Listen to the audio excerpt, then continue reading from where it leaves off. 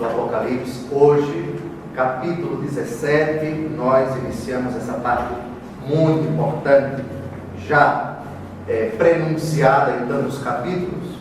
Parece-me que o primeiro deles, a antecipação desse castigo de Babilônia, que vai culminar também na derrocada do poder das trevas, do poder de Satanás, e consequentemente a consumação da história.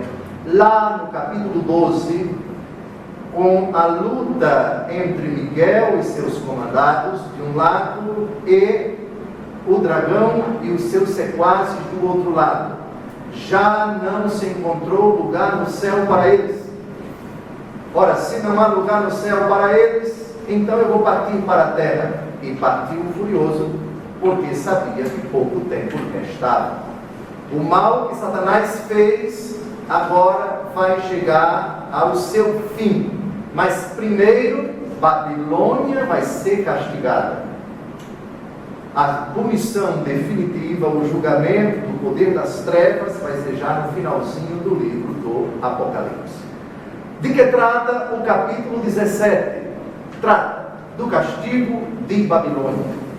Babilônia é um eufemismo para falar da Roma imperial, do poder civil do tempo do apóstolo e evangelista João. Esse capítulo está muito bem situado porque, de certa forma, é o desdobramento do que aconteceu na última trombeta que foi tocada no capítulo 16. Perdão, a última taça. Selos, trombetas e taças. Vamos dar uma olhadinha na última taça, no final do capítulo 16, para nós percebermos já a derrocada, a derrota, a destruição, o fim de Babilônia, que vai ser, por assim dizer, desdobrado.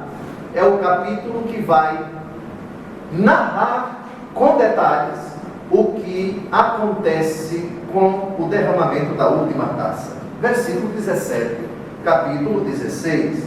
O sétimo anjo, evidentemente, derrama a sua taça pelos ares.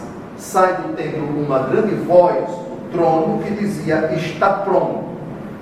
Houve relâmpagos, vozes, trovões, como um terremoto tão grande como jamais houve desde que há homens na terra. A grande cidade, Babilônia, a grande, gravem essa expressão, vai aparecer mais na frente. A grande cidade foi dividida em 3 partes, e as cidades das nações caíram, e Deus lembrou-se da grande Babilônia, para lhe dar de beber o cálice do vinho de sua ira ardente. Pronto, o capítulo 17 desdobra esse fato. Começamos então o capítulo 17 com o versículo 1. Veio então um dos 7 anjos, que tinham as 7 taças, e falou comigo: vem, e eu te mostrarei a condenação da grande meretriz, que se assenta à beira das muitas águas. Primeiro veio um dos 7 anjos. Qual dos 7? Desses 7 que aparecem no capítulo 16. O que vem com a primeira taça, a segunda, a terceira, a quarta, a quinta, a sexta e a 7ª. Não sabemos qual dos 7. O importante é saber que ele é um mensageiro de Deus. Vem da parte de Deus. É um ministro de Deus. É um representante de Deus. Depois, outra coisa muito importante, a grande prostituta, a grande meretriz. Grande meretriz. Ela aparece no versículo 5. Vamos dar uma olhada no versículo 5. Na sua fronte estava escrito um nome simbólico: Babilônia, a grande, a mãe da prostituição e das abominações da terra. É a Roma idólatra. Vamos dar uma olhada no capítulo 18, versículo 3. Porque todas as nações beberam do vinho da ira de sua luxúria, pegaram com ela os reis da terra, e os mercadores da terra se enriqueceram com o excesso do seu luxo. Então,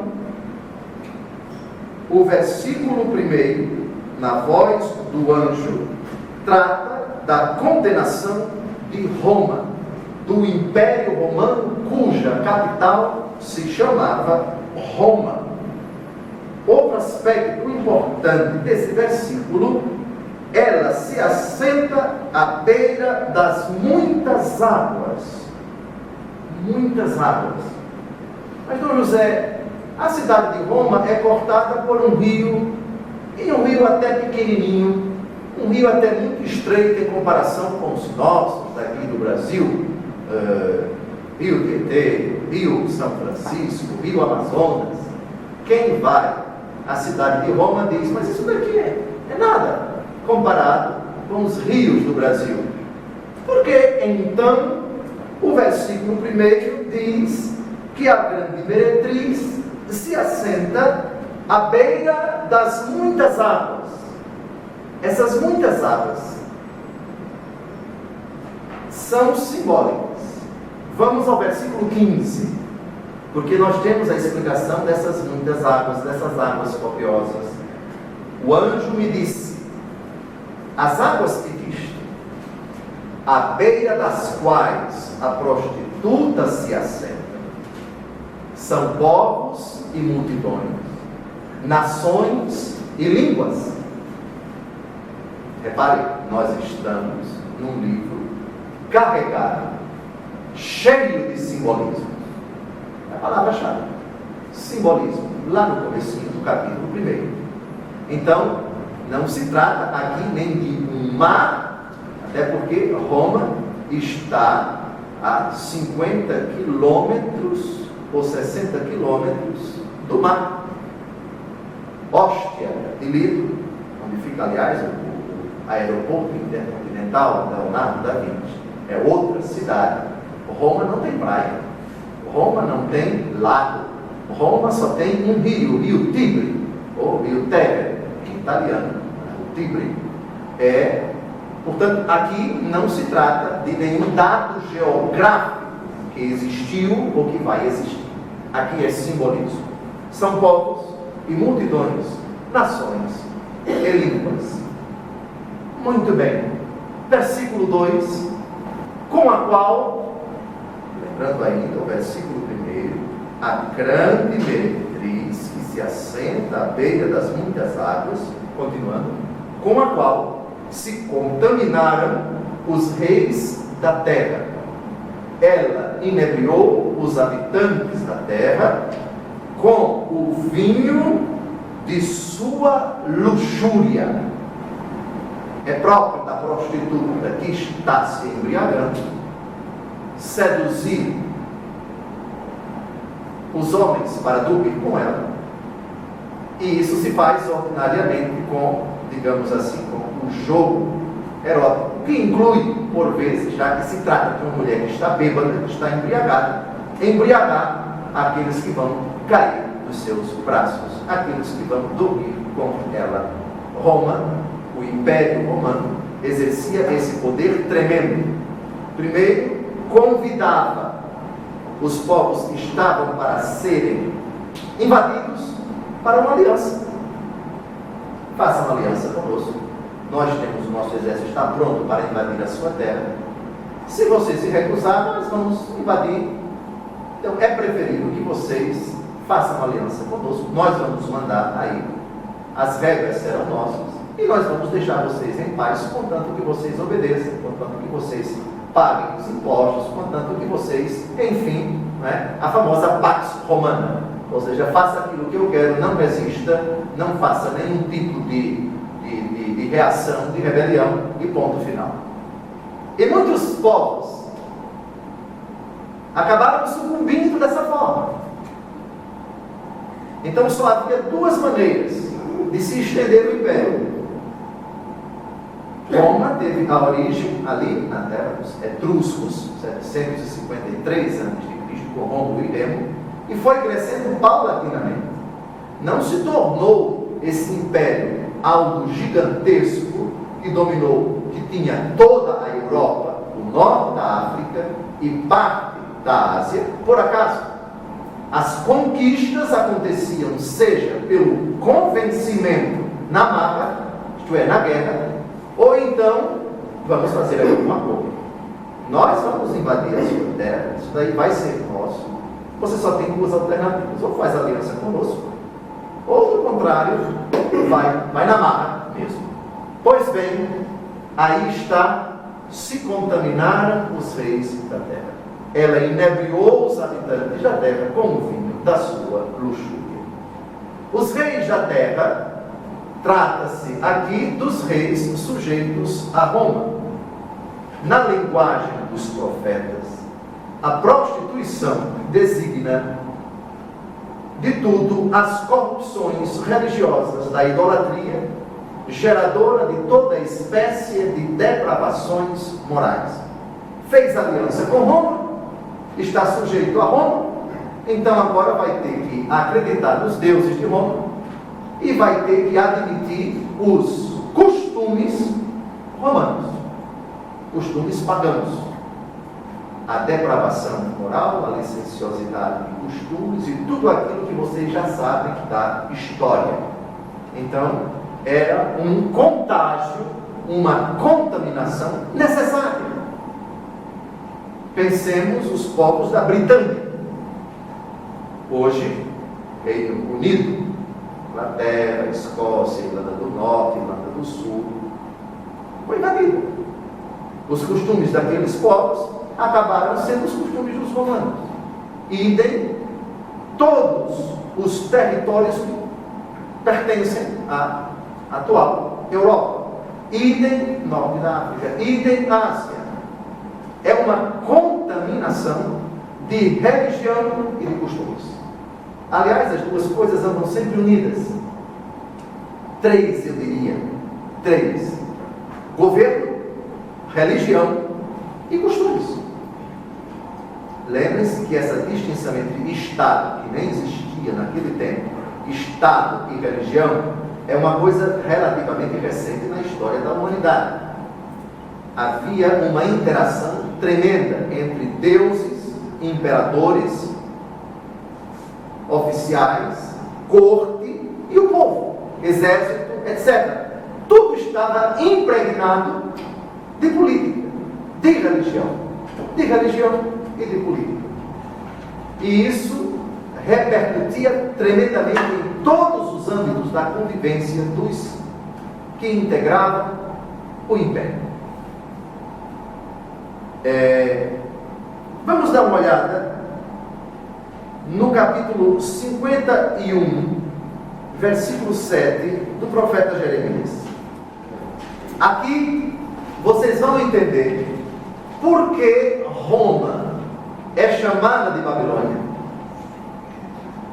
E essa expressão do versículo 7 é quase literalmente citada por São João no capítulo 17.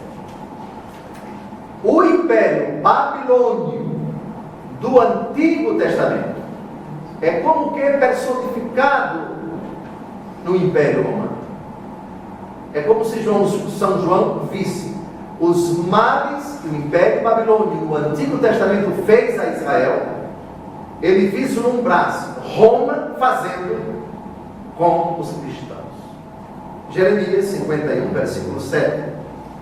Era Babilônia na mão do Senhor qual taça de ouro que embriagava toda a terra, bebiam as nações o seu vinho e enlouqueciam. Agora vamos ler o versículo 8 desse mesmo capítulo, porque aquela expressão que vamos ler daqui a pouco: caiu, caiu Babilônia a grande, adivinhem onde ela se encontra? versículo 8, caiu, porém, de repente, Babilônia, está esmagada, chorai sobre ela, ide à procura de um bálsamo para a sua ferida, talvez venha a curar-se. Caiu, Babilônia grande. São João, para não citar o nome Roma, pois havia também, inclusive, o risco de o seu escrito, o livro do Apocalipse, cair em mãos erradas, o que poderia piorar a situação dos cristãos, chamar o Império Romano de prostituto. Então ele encontrou uma saída, utilizou essa expressão de Jeremias. Não chama de Roma, mas chama de grande prostituta. Não chama de Roma, mas chama de grande Babilônia. Tudo isso tirado de um livro que era do conhecimento não dos pagãos, mas dos judeus e dos cristãos. O livro do profeta Jeremias. Vamos dar uma olhada agora acerca do vinho da prostituição, do qual, aliás, nós já falamos. Vamos a Apocalipse 14, versículo 8. Caiu, outro anjo seguiu, dizendo,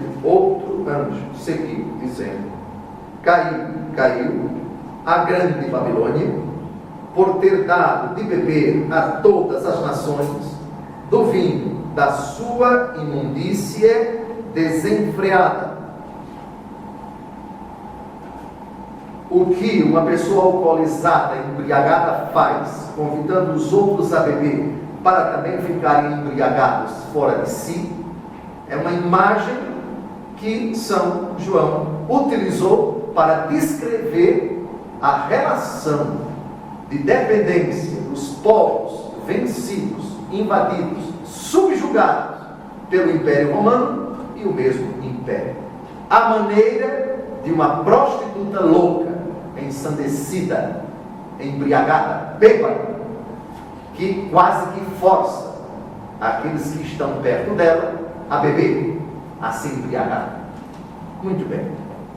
Vamos voltar ao capítulo 17, versículo 3. Transportou-me então em espírito ao deserto.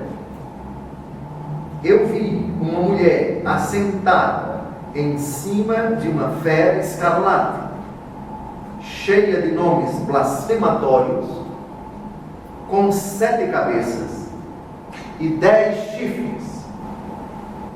Aqui nós temos muita coisa que precisa de explicação.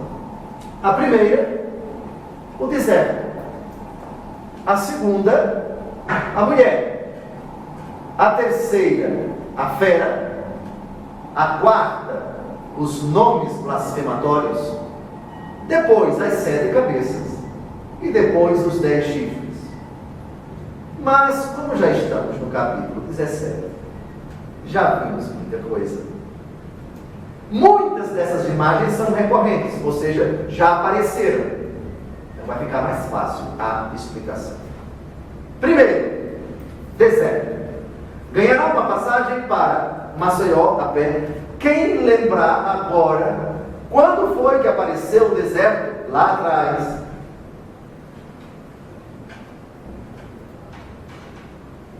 No Apocalipse, o deserto já apareceu.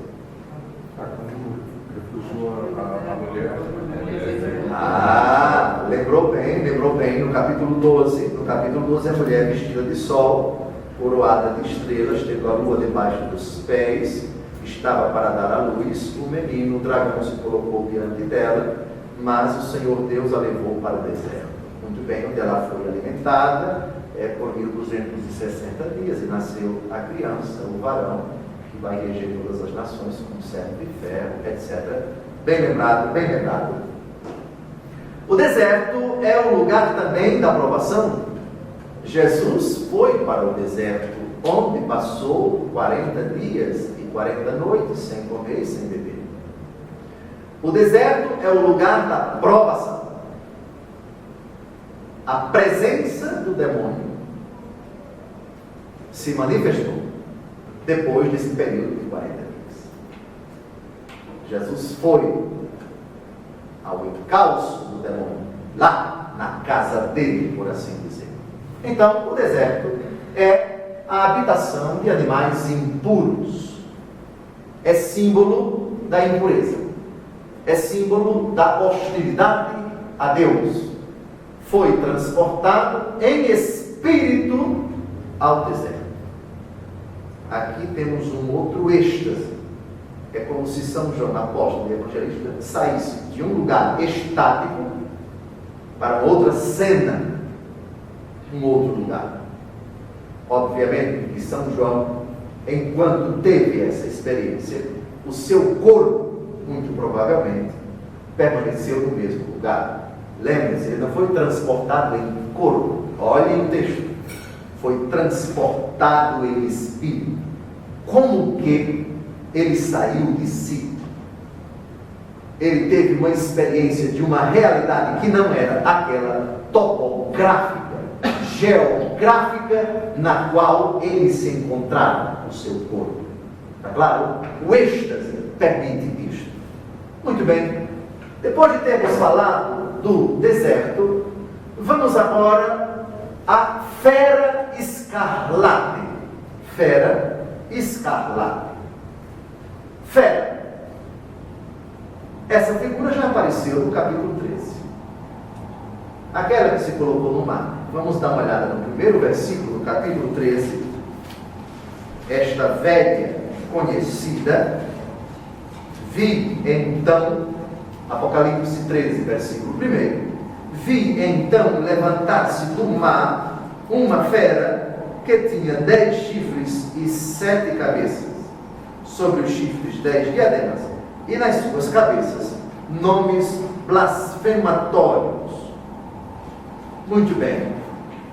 A questão do escarlate, ela não pode passar despercebida. Quem pode lembrar qual foi a cor do dragão que aparece no capítulo 13? No capítulo 12, perdão, no capítulo 12. Muito bem, vermelho. Versículo 3, Apocalipse 12. Depois apareceu outro sinal no céu, um grande dragão vermelho. O vermelho, dependendo do contexto, dependendo da situação em que ele se encontra ou onde ele aparece, pode ter um significado até positivo. É a cor do Sagrado Coração de Jesus. É a cor do sangue, que é símbolo da vida. O sangue de Jesus que nos salvou, que nos redimiu. Mas aqui é símbolo também do mal. É símbolo do pecado. É símbolo também do sangue derramado. Graças à fúria, graças à ira ensandecida. Vejam o versículo 12 do capítulo 12. Versículo 12 do capítulo 12. Grande ira, porque sabe que pouco tempo lhe resta. É a cor de um dos cavalos. Os 4 cavaleiros do Apocalipse. Lembram-se? O cavalo vermelho, símbolo da guerra, símbolo do sangue derramado, símbolo das vidas ceifadas. Muito bem. Então, fera escarlate. 7 cabeças e 10 chifres. No mesmo capítulo 17, nós temos 2 explicações para essas 7 cabeças e para esses 10 chifres. Vamos ver o versículo 9. Apocalipse 17, versículo 9. Aqui se requer uma inteligência penetrante.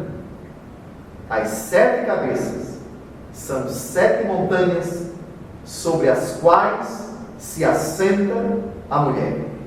De novo eu pergunto a vocês, quem é a mulher? A grande prostituta é a Roma pagã. As 7 montanhas sobre as quais se assenta a mulher, são as 7 colinas de Roma. Nós já vimos, nós mostramos inclusive aqui um slide acerca das 7 colinas da cidade de Roma. Agora passei 15 dias em Roma e fiquei numa das 7 colinas. Eu fiquei no Janículo. O Janículo tem o Monte Viminal, tem o Monte Quirinal, tem o Monte Celio, tem o Monte Esquilino. Citei 4, mas não me vem à mente aqui os 3. É importante, aqui se requer uma inteligência penetrante, diz o versículo 9, as 7 cabeças são 7 montanhas sobre as quais se assenta a mulher. Tem outra explicação para essas 7 cabeças. Essa explicação está no versículo 10. Vamos, por favor, ao capítulo 17, versículo 10. São também 7 reis, 5 já caíram, um subsiste, outro ainda não veio, e quando vier, deve permanecer pouco tempo.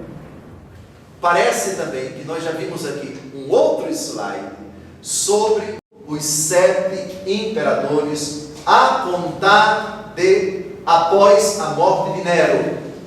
Desde a morte de Nero até o imperador da época em que o Apocalipse foi escrito, Domiciano, de 81 até 95 da era cristã, o finalzinho do primeiro século. Muito bem, então vejam como o simbolismo do Apocalipse permite até 2 explicações.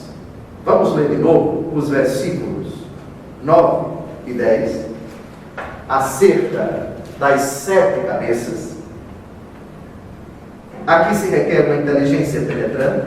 As 7 cabeças são 7 montanhas sobre as quais se assenta a mulher. São também 7 reis. 5 já caíram, um subsiste, o outro ainda não veio, e quando vier, deve permanecer pouco tempo. Discutem os exegetas a ordem desses imperadores. Conta-se a pessoa de Nero. Se a contagem for a partir de Nero, o 7º e o 8º, que ainda vai aparecer, muda. Se a contagem é a partir da morte de Nero, chega-se a um outro imperador. De qualquer forma, quando nós percebermos de novo no slide, a gente vai perceber. Parece a tese mais aceita entre os exegetas é que a contagem é a partir da morte de Nero. Nero não entra, seriam os outros seguidores de Nero, os sucessores de Nero. De qualquer forma, são imperadores romanos. São imperadores romanos. Provavelmente, o 7º era exatamente Domiciano, no tempo de São João. São João, que escreveu no tempo do finalzinho do Império de Domiciano. Muito bem. E com relação aos chifres, vejam lá em cima. Os 10 chifres, diz o versículo 16, que viste, assim como a fera, odiarão a prostituta, hão de despojá-la e desnudá-la, hão de comer-lhe as carnes e a queimarão ao fogo. No versículo 12, nós temos a explicação desses 10 chifres. Quem são esses 10 chifres? 7 cabeças, já sabemos, 7 colinas de Roma e 7 imperadores. Um ainda virá e vai reinar por pouco tempo. 7 cabeças. 10 chifres, versículo 12. Os 10 chifres que viste são 10 reis que ainda não receberam o reino, mas que receberão por um momento poder real com a fera. Se trata de personagens que ainda não começaram a reinar. Não se sabe ao certo se pessoas integrantes do império ou outros reis de terras que ainda não eram do Império Romano, mas que passariam a ser. Trata-se de personagens do futuro. Vejam, ainda não receberam o reino, mas receberão, por um momento, poder real com a fé. Isto é, Roma vai dizer: eu dou autoridade a você. Como, por exemplo, no tempo de Jesus. Quem mandava na Terra Santa? Herodes, Pôncio Pilatos. São rebentos do império, que recebem o poder do império, mas com ordens bem claras, com ordens bem precisas. Massacrar, se for preciso, abafar e exterminar qualquer rebelião contra o Império Romano, e fazer valer as normas, as leis, as regras, os impostos do Império. O poder satânico, nós temos aqui na tríade satânica, nós temos, somente para lembrar, capítulos 12 e 13, o dragão e as duas feras. A primeira fera, o império; a segunda fera, o imperador, cujo número é 666. E essa fera dá poderes a esses reis, dá autoridade a essas pessoas, para que elas garantam o status quo do império ali onde elas têm jurisdição. Muito bem, vamos agora ao versículo 4. A mulher estava vestida de púrpura e escarlate, adornada de ouro, pedras preciosas e pérolas. Tinha na mão uma taça de ouro cheia de abominação e de imundície da sua prostituição. A mulher, nós já sabemos, é a Roma pagã, é a Roma idólatra. Agora, púrpura e escarlate. Por que ela está vestida dessa forma? Caracterizam-na como da raça de Satanás. Satanás é o grande dragão do capítulo 12. E esse dragão aparece com a cor vermelha, púrpura e escarlate. A púrpura era uma roupa, digamos assim, nobre, utilizadas em festas, em banquetes e em festins orgiásticos. Então é a veste pomposa que uma prostituta utiliza para seduzir os homens com quem ela quer dormir, com quem ela quer fazer sexo. Escarlate, púrpura, o tecido nobre, e escarlate. Então aqui nós temos ao mesmo tempo algo satânico e sedutor. Púrpura, sedutor, nobre, encantador, que fascina, que seduz. E o escarlate trata-se de uma nobreza satânica, trata-se de uma artimanha, de um estratagema, trata-se de algo diabólico. Púrpura e escarlate é da raça de Satanás. São também as cores da realeza, como eu já disse, roupa nobre, e da fera, escarlate, adornada de ouro, pedras preciosas e pérolas. É uma pompa imoderada. Para que tudo isso?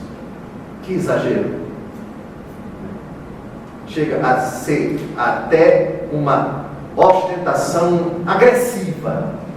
É riqueza demais, é dinheiro demais, é luxo demais, sem moderação. Os banquetes do império, a manifestação de riqueza, a ostentação do luxo, não conhecia limites. Aliás, do ponto de vista político, antropológico e econômico também, uma das causas da ruína do império foi exatamente isso. Quem garantia, quem sustentava tanto desperdício, tanta riqueza, tanto luxo na capital? Isso era fruto da extorsão dos cidadãos, dos escravos, da plebe em todo o império. Tem que taxar. Lembram de Zaqueu? Lembram de São Mateus, chamado de Levi? Cobradores de impostos. Eram, por assim dizer, a ponta de vama dessa estrutura tremenda que se mantinha às custas da extorsão do pequeno, do pobre, do fraco, etc. E por isso, esses cobradores de impostos eram detestados, eram odiados. Aqui nós temos um lampejo dessa estrutura tremenda que em Roma era imoderada. Se um dia, quem ainda não foi, recomendo que vá, quem já foi, acha que já viu, e quem foi e não viu, peço que quando voltar dê uma olhada nas ruínas do Império, as dimensões quase que estratosféricas dos palácios. É algo fabuloso. O Circo Máximo, por exemplo, o Palácio de Caracalla, o Palácio de Júlio César, tantos e tantos outros, obras faraônicas tremendas. Coliseu, sim, o Anfiteatro Flávio, exatamente. Pois bem, é pompa sem moderação, taça de ouro, profunda corrupção com que essa mulher, o império, embriaga todo o mundo. Taça de ouro, a necessidade disso. Uma taça feita de ouro é uma prova desse desperdício que não existiria sem essa contínua extorsão massacrante de todas as pessoas que moravam no Império, no território do Império Romano. Muito bem, então esse é o quadro. O que São João contempla é essa impressionante estrutura chamada Império Romano, sedutor, impiedoso, luxuoso, massacrante, impiedoso, imoderado, não tem limites na sua criatividade, na sua luxúria, nos seus propósitos, no seu intento. Essa era a Roma do tempo de São João. Ainda nesse versículo 4, eu queria dar uma olhada aqui com vocês no capítulo 1 de Isaías, versículo 18.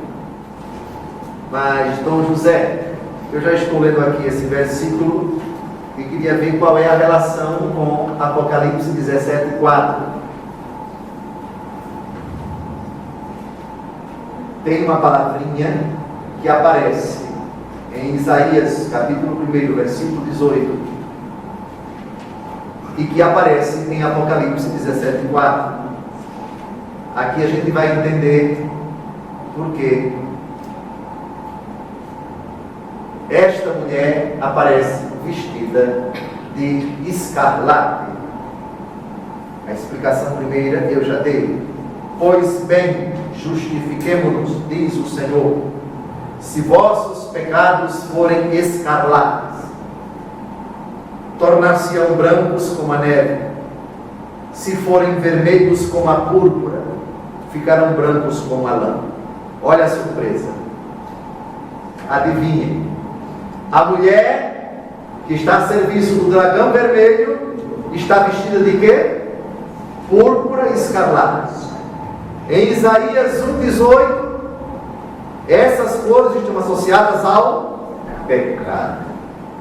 Qual é a conclusão que nós tiramos? O pecado é a obra do demônio. Impressionante, né? Impressionante. Impressionante, simplesmente impressionante. Muito bem, vamos agora ao versículo 5. Na sua fronte estava escrito um nome simbólico: Babilônia, a grande, a mãe da prostituição e das abominações da terra. Volte um pouco, meu filho, no versículo 3. Dê uma olhadinha, cheia de nomes blasfematórios. Eu passei por cima desse dado, porque essa expressão, cheia de nomes blasfematórios, já apareceu antes. Quais são os nomes blasfematórios? Vamos lembrar o que é blasfêmia. Blasfêmia é atribuir a Deus o que Ele não é, o que Ele não disse e o que Ele não fez. E atribuir a uma criatura as prerrogativas de Deus. Ou seja, é afirmar que uma criatura é Deus. Faz o que Deus faz. Diz o que Deus diz. Avoca para si aquilo que é exclusivamente de Deus. Isso é blasfêmia.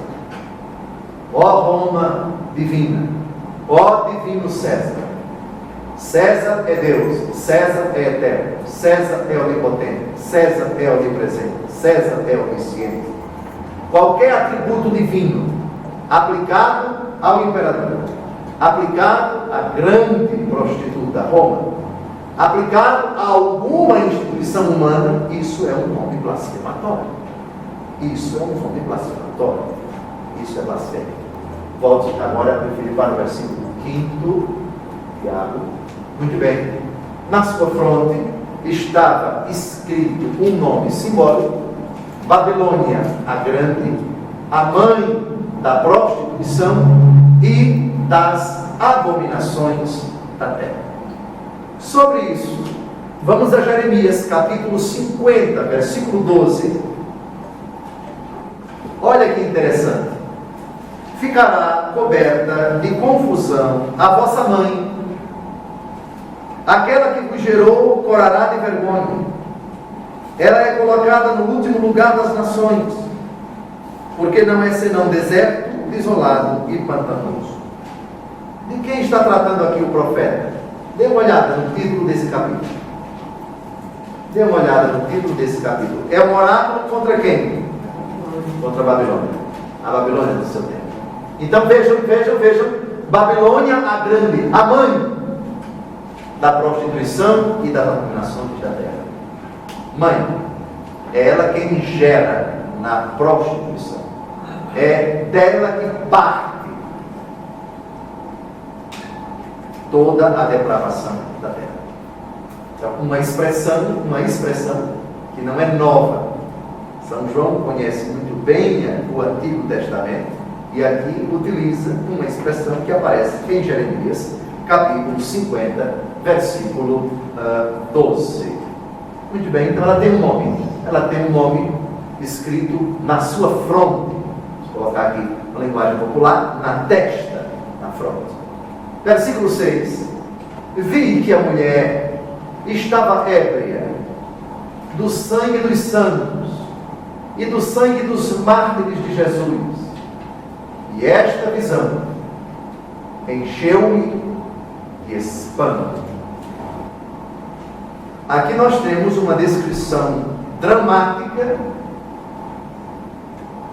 da chacina, eu não digo genocídio, mas da chacina impiedosa, das mortes anunciadas e não anunciadas, do ódio, da hostilidade do império contra os cristãos.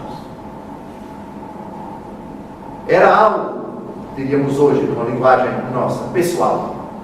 Pelo simples fato de serem cristãos, não acreditam nos nossos deuses,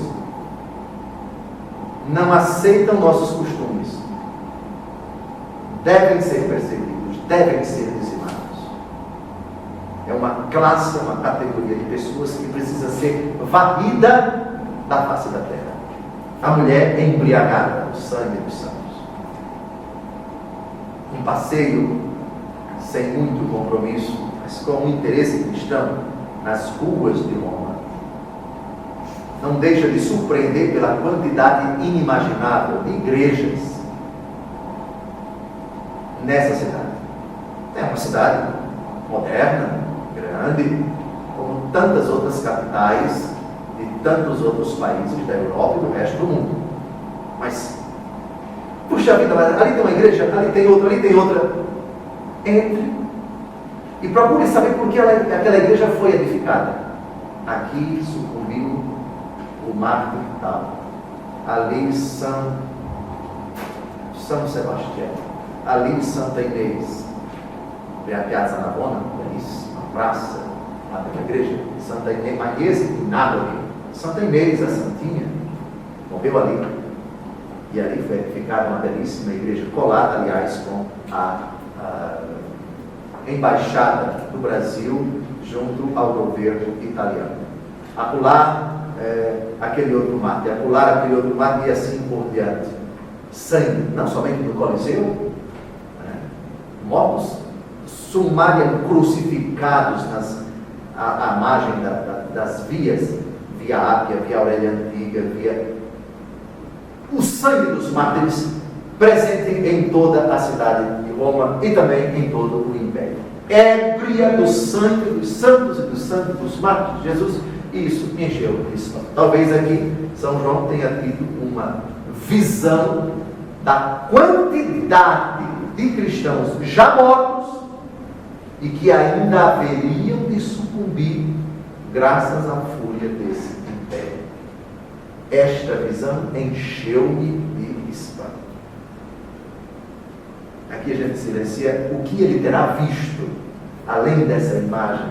Teria Deus Todo-Poderoso possibilitar a São João contemplar não apenas os que sucumbiram no Império Romano, sob a força, a fúria do Império, mas todos os mártires da Igreja, no decorrer dos séculos e milênios, até a vinda de nosso Senhor Jesus Cristo. Teria São João contemplado a quantidade de irmãos nossos que já morreram nesses 2000 anos e dos que estão morrendo agora pelo fato de serem cristãos em tantos países e que ainda vão morrer? Bem, se ele realmente viu isto, acho que o finalzinho do versículo 6 encheu-me de espanto, deve ter deixado São João particularmente apavorado. O espetáculo tenebroso de vidas ceifadas de nossos irmãos e irmãs, mártires e santos em toda a história da igreja até a consumação dos tempos. Viu ele isto? Não sabemos. Ébria de sangue dos santos. As perseguições romanas implicam frequentemente idolatria e assassinato. Era um ritual quase que sumário. Está preso, você está sendo acusado de não adorar o imperador, de não adorar os deuses romanos. Ou você adora, ou você queima incenso aos deuses, ou então morre. Eu me recuso, diz o cristão. Pois então, se é cidadão romano, cabeça cortada. Se não é cidadão romano, o espetáculo triste, doloroso, sádico, primeiro a surra, 39 chicotadas, 40 menos uma, e depois o espetáculo de carregar uma parte horizontal da cruz e no lugar designado é suspenso no madeiro e ficará ali até morrer. E se está demorando para morrer, quebrem as pernas dele para facilitar a dor pela asfixia e vai morrer também por asfixia. Isso para dar uma lição a todos aqueles que não se dobram, a todos aqueles que não adoram os deuses do imperador, ou até o próprio imperador, aqueles que não rezam as nossas leis, que não aceitam as nossas regras, as regras do império que é incrolável, que é inderrogável, que é inexorável, que é indestrutível, que vai permanecer sempre, porque o império é Deus, Roma imperial, a deusa, a nossa deusa. Muito bem. Pense que Roma era uma deusa na mitologia romana, Roma deusa. Muito bem, versículo 7. Mas um anjo me disse: por que te admiras? Eu mesmo vou dizer o simbolismo da mulher e da fera, de 7 cabeças e 10 chifres que a carrega. Por que te admiras? Versículo 7. Por que você está admirado? Agora você vai ver a explicação. Diz o anjo. O versículo 8 e o versículo 9 nós já lemos. É a explicação das cabeças, dos chifres, da fera e da própria mulher. Versículo 8. A fera que tu viste era, mas já não é. Ela deve subir do abismo, mas irá à perdição. Admirar-se-ão os habitantes da terra, cujos nomes não estão escritos no livro da vida, desde o começo do mundo, vendo reaparecer a fera que era e já não é mais. Primeiro, a expressão era, mas já não é. Vamos dar uma olhadinha em Apocalipse 1, versículo 8. Eu sou o Alfa e o Ômega, diz o Senhor Deus, aquele que é, que era e que vem, o dominador. Mas vamos dizer, por que o Senhor citou isso? Porque a fera era, mas já não é. E Jesus é aquele que era e que vem. A fera é uma paródia da ressurreição. Lembram-se vocês quando eu disse que o demônio é um caricaturador barato?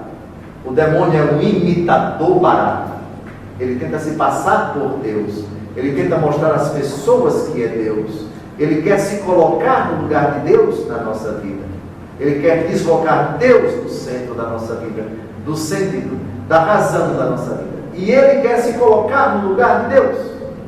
A fera era, mas já não é. Enquanto que em Apocalipse 1, Jesus diz, eu sou aquele que é, que era e que vem, o dominador. Portanto, Apocalipse 17, 8 é uma paródia da ressurreição.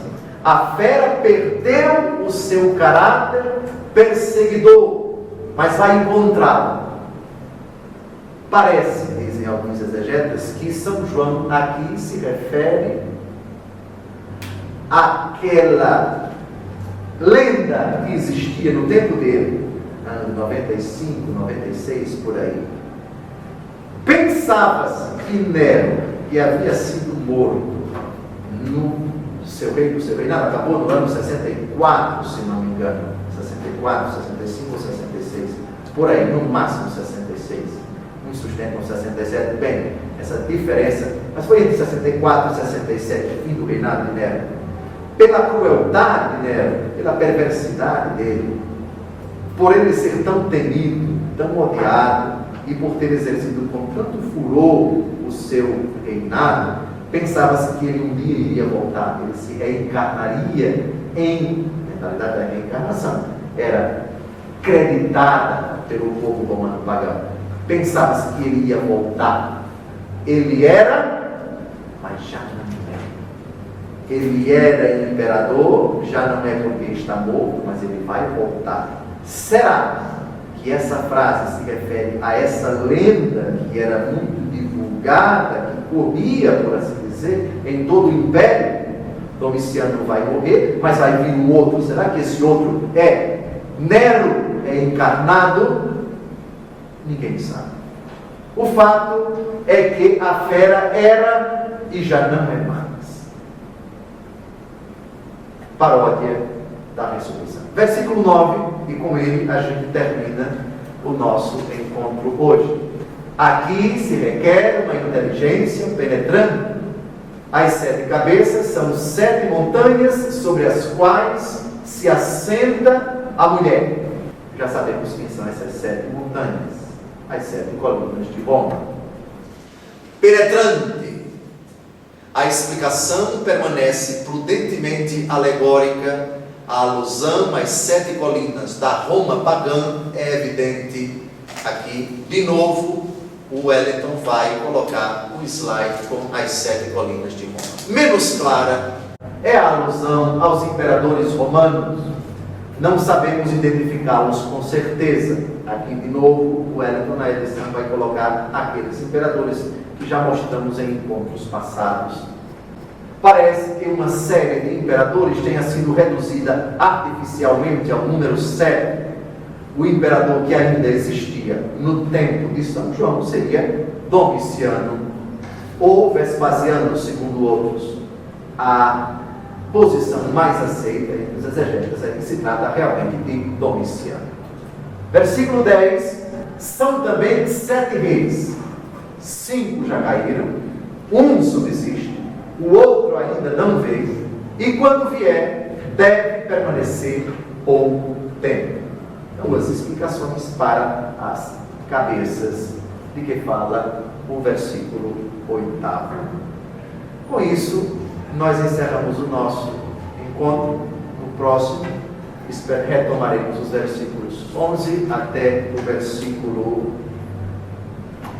O capítulo 17 tem 18 versículos. Obrigado. Até o próximo encontro, se Deus quiser.